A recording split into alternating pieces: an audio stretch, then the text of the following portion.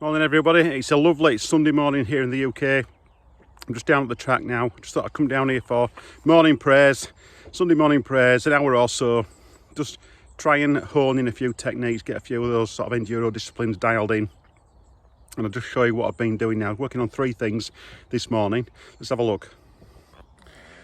Okay, so the first discipline that I've been sort of trying to dial in, I've been sort of doing this in loops, just to try to perfect it.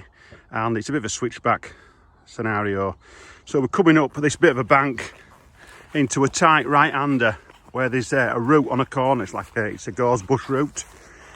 Been GoPro in this, so excuse the GoPro footage. I didn't bring the tripod down this morning, unfortunately.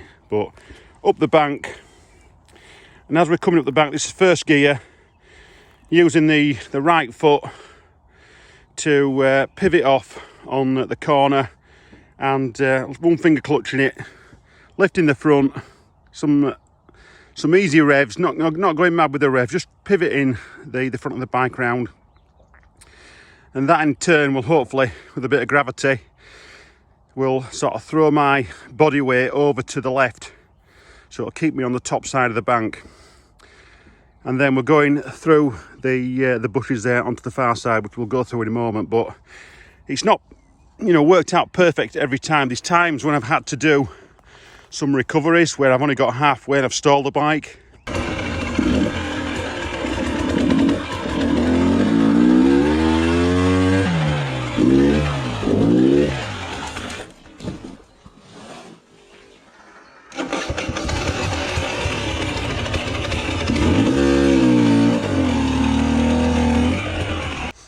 And you know what it's like when you get to a corner and you're on a route.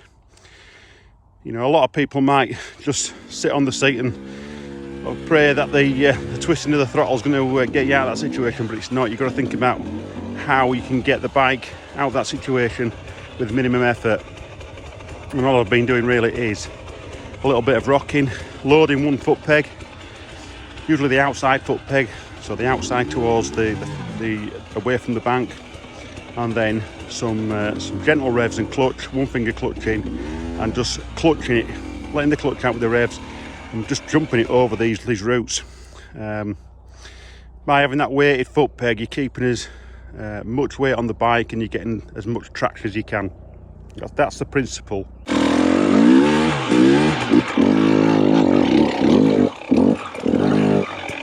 So having come up the bank and got across the corner, we're through the trees,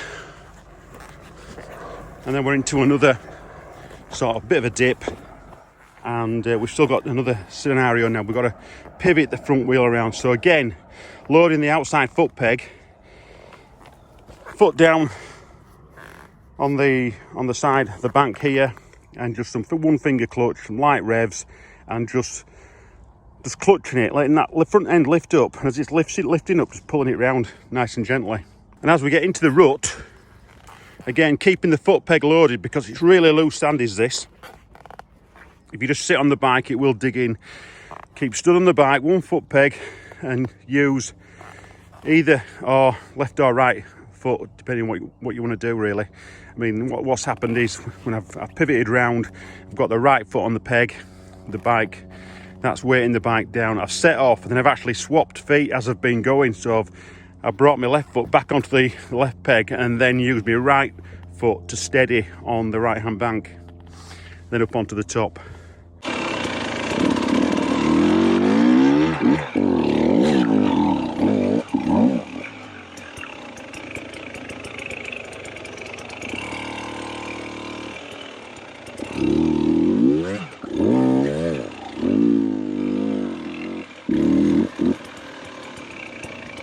So that's the first sort of scenario I've been training this morning. I've spent about half an hour doing loops, constant loops on this particular area. We'll go on to the next one, which is a bit of a gap jump, and we'll look at that. Okay, so this is a bit of a gap jump that I've built. It's not major, but it does take some thinking about if you're not used to doing anything like this, and this is one of the sort of disciplines that I need to sort of try and hone in on. Doing this sort of thing increases confidence, particularly, situations when you're out in the woods, having to jump ditches, that sort of thing, doing this type of training will just help. So basically what we've got here, I'll just measure it out, I'll pace it out and see what we've got. Just 1, 2, 3, 4, 5, 6, 7, 8, 9. It's a 10-foot gap.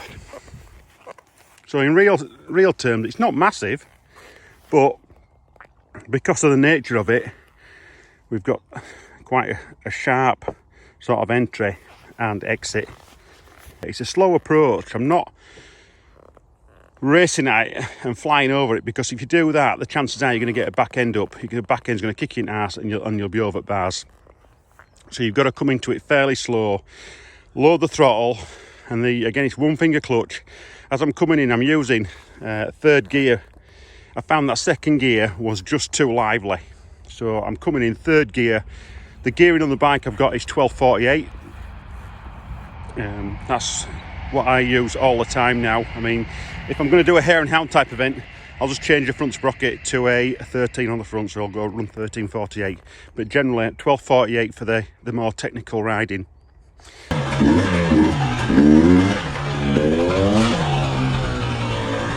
So that's the second thing I've been doing this morning. We're now going to the third section, which is the logs, which is the far side of the field over there. So let's go around and have a look at them.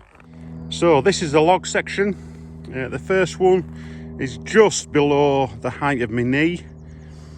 It's just a double. Basically 2 small logs at the bottom and a big one on top. So it's like a bit of a wall.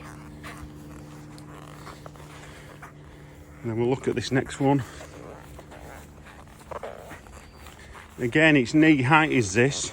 In fact, probably just a little bit higher than knee height. It's knee height. Log pyramid. Quite acute, angle wise. I don't know what I was thinking when I was building these, to be fair, but they work quite well, to be fair. I mean, they are pretty technical to get over. I mean, the more experienced riders will probably find them fairly easy, but they do take a particular tick to get over them because of the shape of them. And this is the third one, the third log. So basically, I'm coming in either from the far side or this side, and I'm trialsing them basically. I'm not hitting them hard. I'm just coming in nice and gentle. And what I find is second gear is the best gear for these. First gear is too lively. Second gear keeps the bike under more control. Coming in, some compression on the forks, clutch, popping the front wheel, hitting the front wheel towards the top half of that first log, getting some compression off that, and then again it's that second bit of clutch drive, double blip if you want to call it, just getting you over the log. And then same on the second one. Coming from this angle, it's a little bit severe, it's a little bit sharp. So again, you've got to get that compression right, getting the front wheel hitting that sort of area of the log. So you're compressing the forks again, and then getting that second blip of the throttle and the clutch just to get you over. And again, like I said, second gear through all these, it keeps the bike under control. First gear, too much revs, and what you can quite easily flip the bike. The second gear, you've got to get it right, because if you don't get it right, you can stall it as well, which has happened on a couple of occasions. It does happen. And likewise, again, it's important on this one again to get it right, because you have to get your front wheel, you're getting that compression, lifting the front wheel to the right point. The timing's critical, and then getting that compression off the top of the log, and then getting that double blip, which will going to get you over.